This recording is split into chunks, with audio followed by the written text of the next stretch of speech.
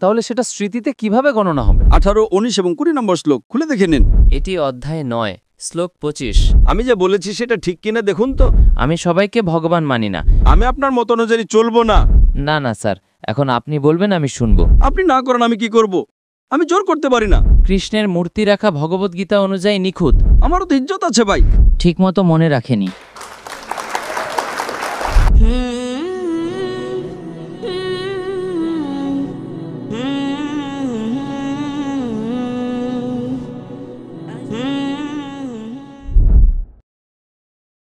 আমার নাম লক্ষণ। ডাক্তার সাহেব, আপনি একবার ভারতে অথবা আপনার কোনো বিবৃতিতে বলেছিলেন যে শ্রুতি এবং স্মৃতিশাস্ত্রের মধ্যে শ্রুতিশাস্ত্র অনুসরণ করা বেশি ভালো, মানে বেদ অনুসরণ করতে। কিন্তু আমি শ্রীমদ্ ভগবদ্গীতা অনুসরণ করি, কারণ আমাদের বিশ্বাস অনুযায়ী যখন ভগবান শ্রীকৃষ্ণ এসেছিলেন তখন তিনি বলেছিলেন যে শেষ যে গ্রন্থটি সেটি হলো ভগবানের গান, অর্থাৎ শ্রীমদ্ ভগবদ্গীতা। তাই আমি সেটি অনুসরণ করি। তো আপনার মত অনুযায়ী যেভাবে আপনি বলেন যে না, আপনারা বেদ অনুসরণ করুন, আমার প্রশ্ন হলো যে আপনিও যেমন একজন মুসলিম হিসাবে হজরত মোহাম্মদ মুস্তাফা সাল্লাল্লাহু আলাইহি ওয়াসাল্লামের শেষ যে কিতাব, যেটা আপনার বিশ্বাস যে তার উপর যে ওহী নাজিল হয়েছে গোটা উম্মতের জন্য যে কি বলবো রহমতের যে, তা আপনি কুরআন মাজিদ অনুসরণ করেন। তো আপনি যদি খোদার শেষ কিতাব অনুসরণ করেন তাহলে আপনি সম্পূর্ণ, আর আমি যদি শ্রীমদ্ ভগবদ্গীতা অনুসরণ করি তাহলে আপনি বলেন যে আমি অসম্পূর্ণ। ভাই লক্ষণের খুব ভালো প্রশ্ন। সে বলছে যে আমার বক্তৃতায় বলেছি যে হিন্দু ধর্মে 2 ধরনের কিতাব আছে, শ্রুতি এবং স্মৃতি।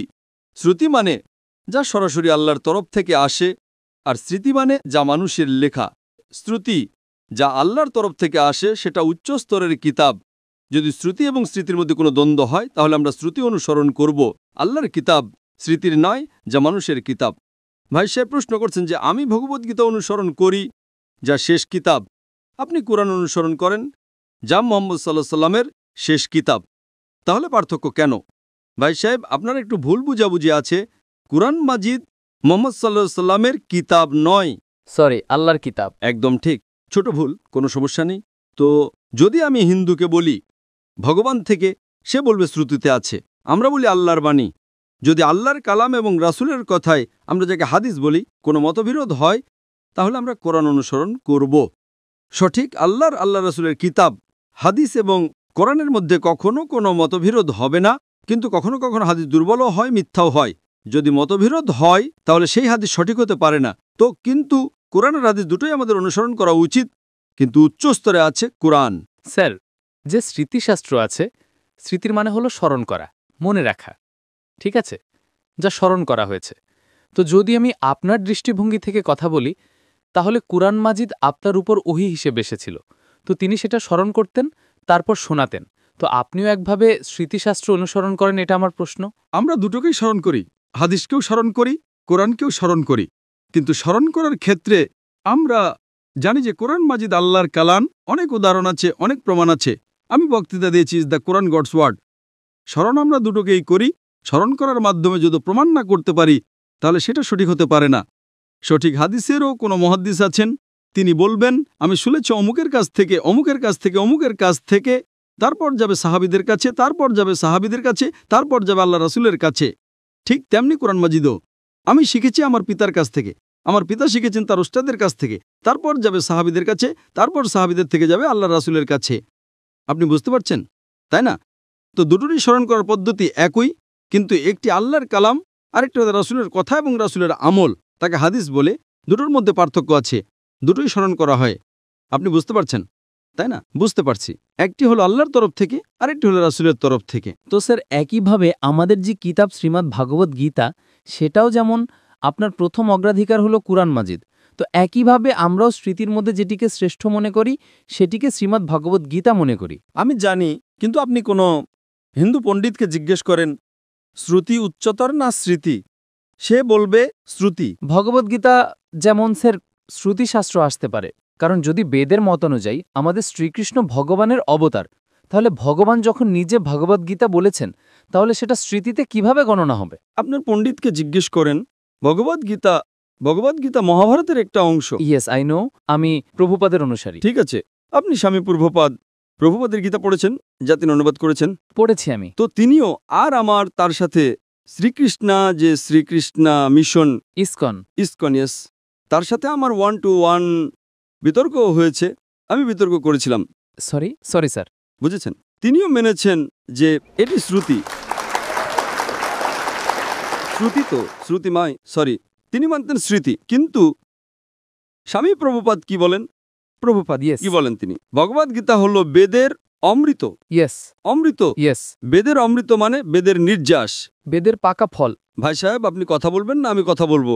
Sorry sir, sorry. আপনি প্রশ্ন করলেন, জি। আপনি প্রশ্ন করতে দিলাম, জি। উত্তর আমি দিব না আপনি দিবেন? আপনি দেবেন। তো শুনবেন একটু? অবশ্যই। তো স্বামী প্রভুপাদ বলেন, তিনি বলেন যে বেদ যেমন গরু তার দুধ বের করা হয়, সেটা হলো ভগবদ গীতা। ঠিক? তিনি বলেন, আমি মানি না মানি সেটা ভিন্ন কথা। তো আমি তাকে বলেছিলাম, একটি হলো শ্রুতি, যা ভগবানের তরফ থেকে, আরেকটি মানুষের লেখা কিতাব। ভগবানের কিতাবের নির্যাস যদি একজন মানুষ লিখে, তাহলে কি তা ভগবানের কিতাবের চেয়ে ভালো হতে পারে? আর উত্তর হলো না, একদমই না। যদি ভগবানের কিতাব কোরআন মাজিদ হয়, একজন মানুষ সেটাকে সংক্ষিপ্ত করে লিখবে, কোরআনের 1% নয়, যে অনুবাদ সেটা মানুষের তরফ থেকে। কোরআন হলো বিশ্বের সবচেয়ে অনুবাদযোগ্য কিতাব, কারণ কোরআনে তো মহান কিতাব যে মানুষ যখন অনুবাদ করে তখন তা চেষ্টা করে তার একটা আভাস দিতে। তো কেউ এটা বলতে পারে না যে কোরআনের অনুবাদ কোরআনের চেয়ে ভালো, তা হতেই পারে না। তো যখন আমার বিতর্ক হলো, ইসকনের সেই লোক বলল, ডাক্তার সাহেব আপনি একদম ঠিক বলছেন, কিন্তু এটা আমাদের বিশ্বাস। তো আমি তাকে বললাম, যদি বেদ ভগবদ্গীতার সাথে সাংঘর্ষিক হয় তাহলে কিসে মানবেন? বেদে মানা উচিত আপনার, সাংঘর্ষিক না হলে আলাদা কথা। আপনি বুঝতে পারছেন? তো বেদ হলো সর্বোচ্চ কিতাব, সবচেয়ে উঁচু কিতাব বেদ। বেদের পরে আসে উপনিষদ। স্মৃতির মধ্যে সবচেয়ে উঁচু হলো ভগবদ্গীতা। স্মৃতিতে, কিন্তু শ্রুতি থেকে উঁচু নয়। যদি কিছু লোক শ্রুতিকে উঁচু মনে করে, সেটা তাদের ভুল বোঝাবুঝি। আমি কি করব? আপনি বুঝতে পারছেন? যদি কেউ ভুল বোঝো তোকে মানে আমি কি করব? এটা হলো হিন্দু পণ্ডিতদের কথা, আমার কথা নয়। তো একজন মানুষ ভুল ভাবে, সেটা তার ভাবনা। আপনি বুঝলেন? আপনি শ্রুতিতে মানেন, ভগবদ্গীতায় মানেন বা বেদে মানেন। ভগবদ্গীতাতেও লেখা আছে 6ষ্ঠ অধ্যায় 20 নম্বর শ্লোকে, যারা জাগতিক জিনিসপত্রের সাথে জড়িত তারা অর্ধ দেবতাদের পূজা করে। 7ম অধ্যায় 18, 19 এবং 20 নম্বর শ্লোক খুলে দেখে নিন। হ্যাঁ, আপনার প্রভুপাদের অনুবাদেতেই।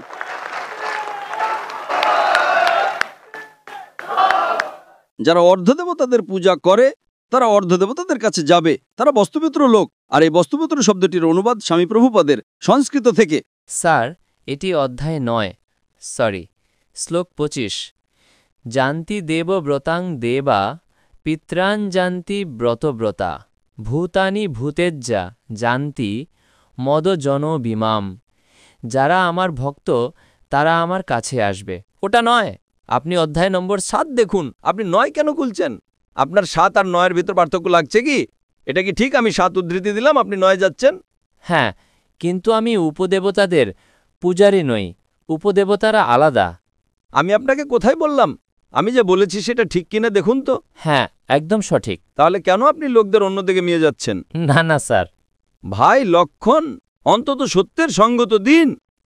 আমি অধ্যায় নম্বর 7 থেকে উদ্ধৃতি দিচ্ছি আর আপনি বলছেন অধ্যায় নম্বর 9। আমার কাছে কোনো বই নেই, আমি মস্তিষ্ক থেকে বলছি, ঠিক তো? তো আমি যদি 7 থেকে উদ্ধৃতি দিই আর আপনি আমাকে না ডক্টর সাহেব অধ্যায় নম্বর 9।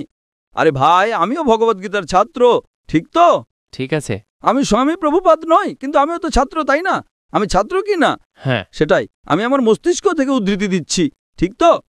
আমি যখন অধ্যায় 7 থেকে উদ্ধৃতি দিচ্ছি তখন আপনি অধ্যায় 9 কেন যাচ্ছেন?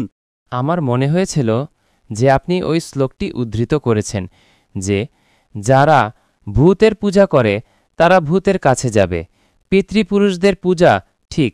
জন্তি দেবব্রতাং দেবা পিত্রান জন্তি ব্রতব্রতা ভূতিনি জান্তি ভূতেজ্জা জান্তি মদজন ভীমাম।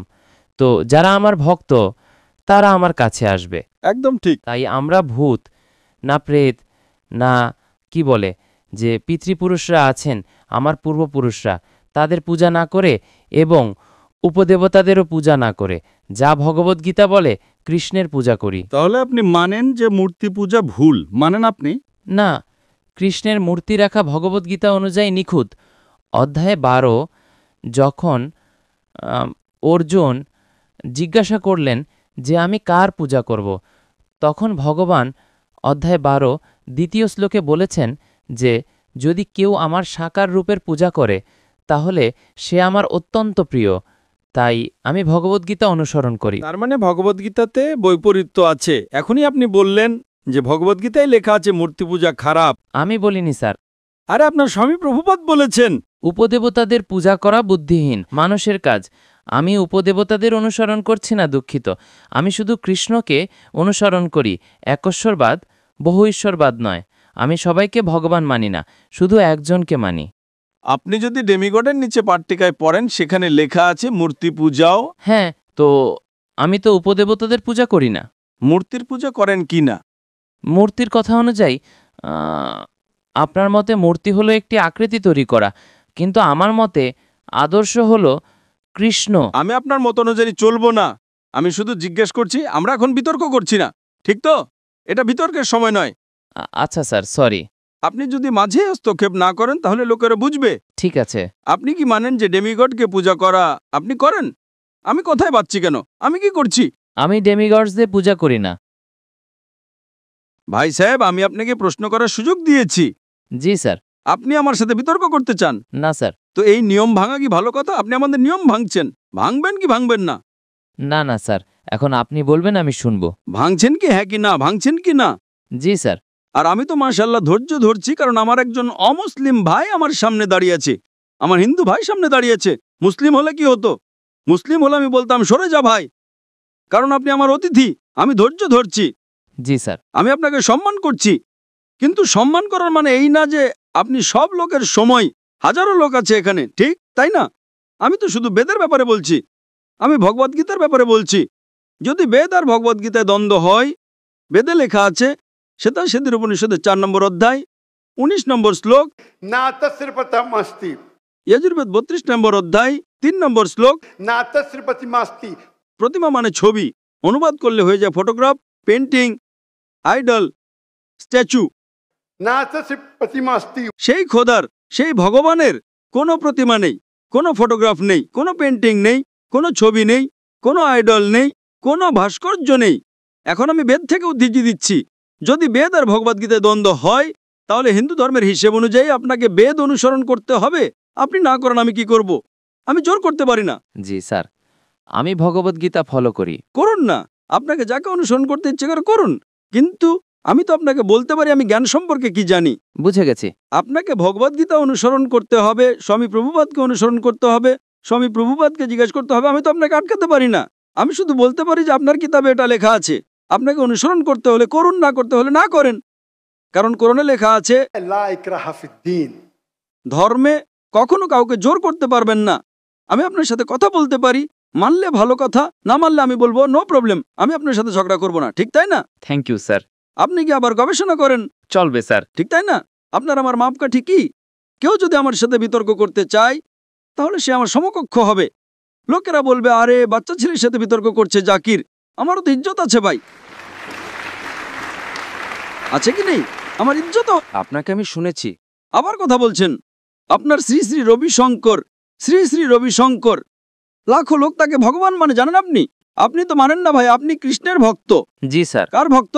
কৃষ্ণ, পরম পুরুষোত্তম ভগবান শ্রীকৃষ্ণ, কৃষ্ণের ভক্ত। কিন্তু আমি শ্রী শ্রী রবিশঙ্করের সাথে বিতর্ক করেছিলাম। হাজারো লোক তাকে ভগবান মানে। তিনি বলেছিলেন আমি 4 বছর বয়সে ভগবদ্গীতাকে মুখস্থ করে ফেলেছি। আমার বিতর্কে একটা শ্লোকও বলেনি ভগবদ্গীতার ব্যাপারে, 4 বছর বয়সে। ঠিকমতো মনে রাখেনি। তো আমার কথা হলো, আমার সাথে কেউ বিতর্ক করতে চায় তাহলে আমার মজমা 10 লাখের অন্তত 2% তো নিয়ে আসুন, 20,000। আপনার হিন্দুদের মধ্যে থেকে কেউ 20,000 একত্রিত করতে পারে, আমার সাথে বিতর্ক করতে চাইলে আমি করব। না স্যার।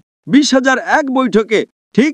আর অনেক হিন্দুর আছে, আপনার সদ্গুরু জাগ্গি বাসুদেব, আপনার রামদেব বাবা, আপনার শ্রী শ্রী রবিশঙ্কর, তাদেরকে $1 মিলিয়ন দিলেও তারা আমার সাথে বিতর্ক করবে না। তিনি তো ভুল করে ফেলেছিলেন শ্রী শ্রী রবিশঙ্কর, আর এখন অনুতপ্ত। আমি আপনার সাথে বিতর্ক করলে লোকেরা বলবে বাচ্চা ছেলের সাথে বিতর্ক করছে। না স্যার। আপনি বুঝলেন? কিন্তু আমার আবেদন যে আপনি কোরআন মাজিদে পড়েন। আপনার স্বামী প্রভুপাদ তো বলেন না যে কোরআন পড়া হারান? না বলেন স্যার। মাশাআল্লাহ। তো আমার আবেদন, আমার অনুরোধ, আমার আকাঙ্ক্ষা আমার ভাইয়ের কাছে, ছোট ভাইয়ের কাছে, যে অন্তত আপনি কোরআন মাজিদের অনুবাদ পড়েন। সেটা মানা জরুরি নয়, না। ঠিক তাই না? এখন এত ঘন্টা আপনি দিয়েছেন, আমি আপনাকে সময় দিয়েছি। আমার একটা অনুরোধ আছে, খোলা মনে কোরআন মাজিদ পড়েন, তারপর কোনো বাধ্যবাধকতা নেই। না মানতে হলে না মানুন। আপনাকে কোনো, যেভাবে আমি ভগবদ্গীতা পড়েছি ইয়েস। একবার নয় কয়েকবার, আর সবচেয়ে বেশি পছন্দ আমার স্বামী প্রভুপাদের ভগবদ্গীতা ইসকনেরটা, ধন্যবাদ স্যার। ঠিক তাই না? তো আপনি অন্তত একবার পড়েন কোরআন মাজিদ। অবশ্যই পড়ব। ইনশাআল্লাহ আমি তার অপেক্ষা করব ইনশাআল্লাহ। ধন্যবাদ স্যার। জাযাকাল্লাহ, আল্লাহ আপনাকে হেদায়েত দিন। জাযাকাল্লাহ।